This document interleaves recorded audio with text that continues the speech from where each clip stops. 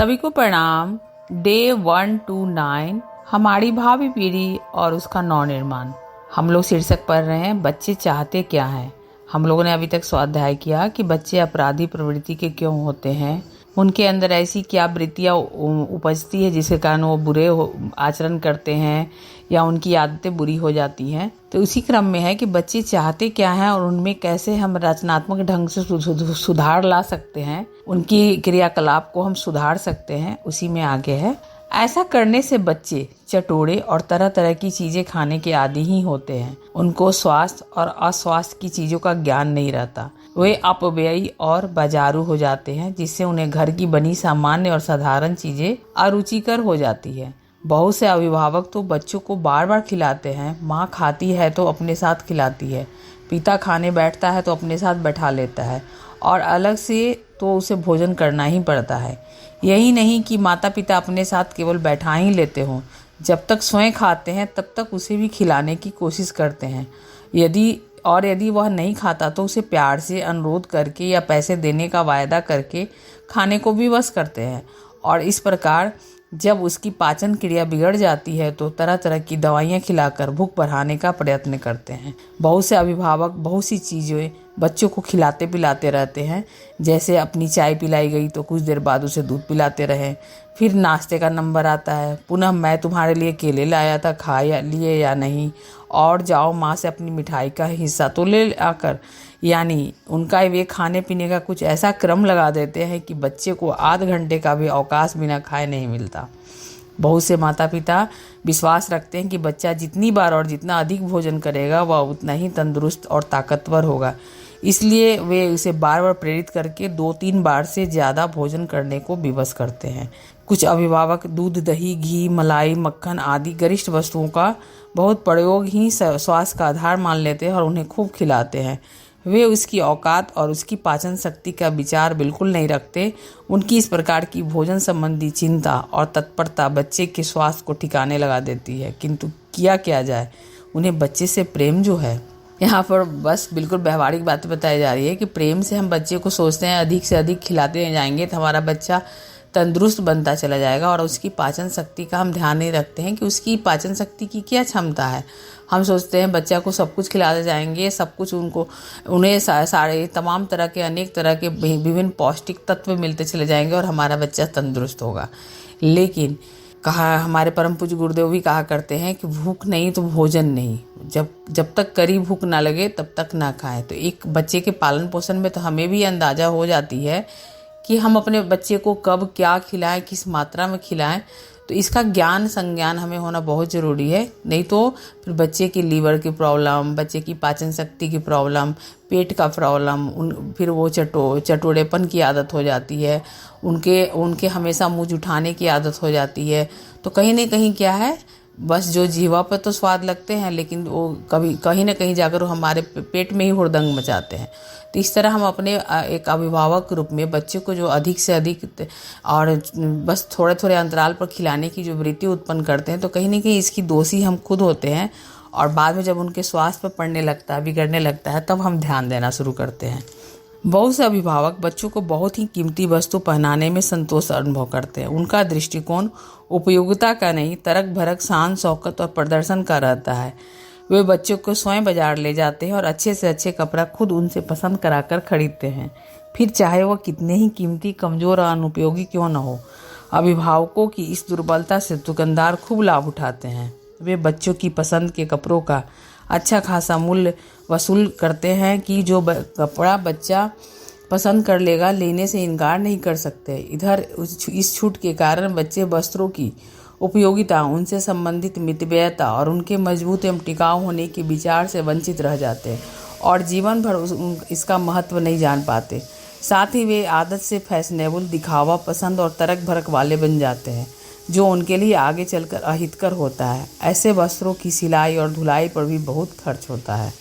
बच्चों के पास बहुत से फैशनेबल, दिखाऊ और कीमती कपड़े होने से वे उनको बार बार पहनने, बदलने और दिखाने में ही लगे रहकर अन्य कामों की ओर बहुत कम ध्यान देते हैं।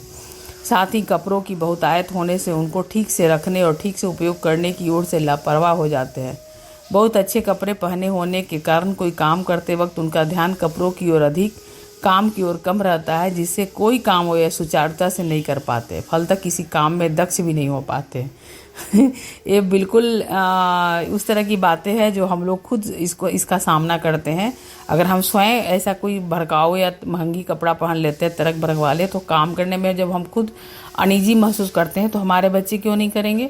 लेकिन हम बच्चे को फैशनेबल बनाकर उनको एक तरह से दिखावा का जो उनके अंदर वृत्ति उत्पन्न करते हैं एक अभिभावक के रूप में, तो कम से कम यहाँ तो हम ही दोषी होते हैं, क्योंकि बच्चे की आदत कौन लगाते हैं? हम लगाते हैं। इसके अतिरिक्त वे साधारण कपड़ों वाले अन्य बच्चों से अपने को श्रेष्ठ और अमीर समझते हैं, जिससे उनके स्वभाव में विषमता का भाव उत्पन्न हो जाता है और वे अपने साथियों को भी हे दृष्टि से देखने लगते हैं। उनका अभिमान उनके व्यवहार में व्यक्त होने से दूसरे बच्चे उनसे ईर्ष्या और घृणा करने लगते हैं। इस प्रकार से दोनों ओर से विषमता की खाई और चौड़ी हो जाती है। कुछ बच्चों पर इसकी प्रतिक्रिया हीन भाव में भी होती है, जिसे वे अपने भाग्य और अभिभावकों को मन ही मन कोसने लगते हैं। इस प्रकार भावों में एकता का अभाव हो जाने से समाज में बहुत तरह के असंतोष पैदा हो जाते हैं, जो सामाजिक दृष्टिकोण से बहुत अहितकर है। किंतु क्या किया जाए, माता पिता को अपने बच्चों से प्रेम जो बहुत है, यदि यह बहुत कुछ कहने सुनने पर भी नाश्ता स्कूल नहीं ले गया है तो किसी के हाथ भेजेंगे या खुद लेकर जाएंगे। उन्हें यह विश्वास किए बगैर कि धैर्य ही नहीं आता कि थोड़ी देर बाद स्कूल में उसे भूख जरूर लगेगी। यद्यपि भूख की बहुत देर तक बच्चे के आसपास से भी गुजरने की कोई संभावना नहीं होती, तथापि प्रेमवश अभिभावकों के अपनी कल्पना में वो भूख से तड़पता नजर आता है। इस प्रकार प्रेम स्वास्थ्य के पीछे लट्ठे लिए घूमने की सिवाय और क्या उपकार कर सकता है। यहाँ बताया जा रहा है कि हम इतनी लाड़ प्यार ना दें, इतनी दुलार ना दें कि हम बच्चे को अनुभव से नहीं गुजारे, बच्चे को उनको उन विषमताओं को ना समझने दें, उनको वो जो कमियां हैं, अभाव है, उससे उनको अनुभूति ना लेने दें।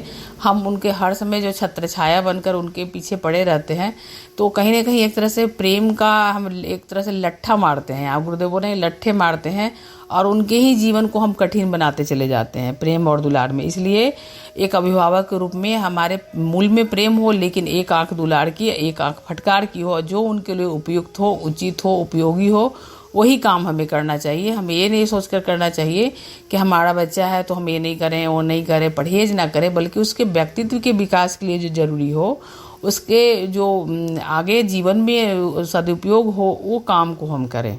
यदि स्कूल आने में उसे किसी कारणवश 15 मिनट की भी देर हो गई हो तो बस दौड़े दौड़े स्कूल पहुंचे और उसे अपनी हमराही में घर लेकर आ गए। बच्चे के लिए इस प्रकार की चिंता उसको बिल्कुल निकम्मा और अबोध बना देती है। साथ ही उसे एक ऐसा बंधन हो जाता है कि वह 10-15 मिनट को किसी खेल या मैच में ठहर भी नहीं सकता।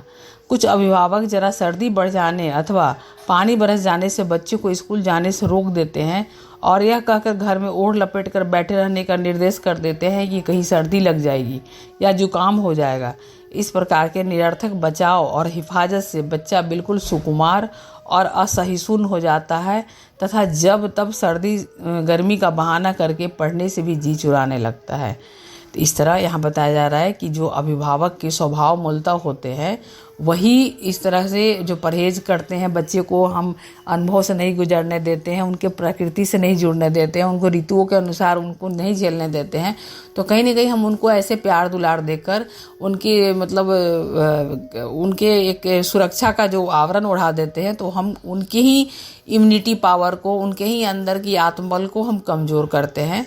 क्योंकि उनको हम स्वतंत्र जीवन जीने की शुरू से आदत नहीं लगाते हैं, तो बाद में जब वो एकदम डिपेंडेंट हो जाते हैं तो हम बड़े होने पर उनके झल्लाने लगते हैं। लेकिन कहीं ना कहीं हम देखें तो इसमें हमारा ही इस तरह का उपचार किया हुआ रहता है, इस तरह का प्रयोग किया रहता है, इस तरह का व्यवहार किया रहता है कि हमारा बच्चा दिन पर दिन जो है इंडिपेंडेंट ना होकर डिपेंडेंट होते चला जाता है और जब समय आता है करने को तब उन्हें बहुत देर हो चुकी होती है।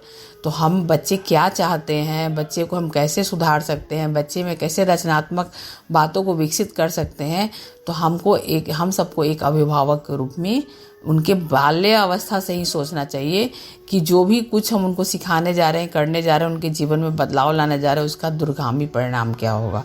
सभी को धन्यवाद। अब हम लोग नेक्स्ट डे मिलेंगे। Thank you.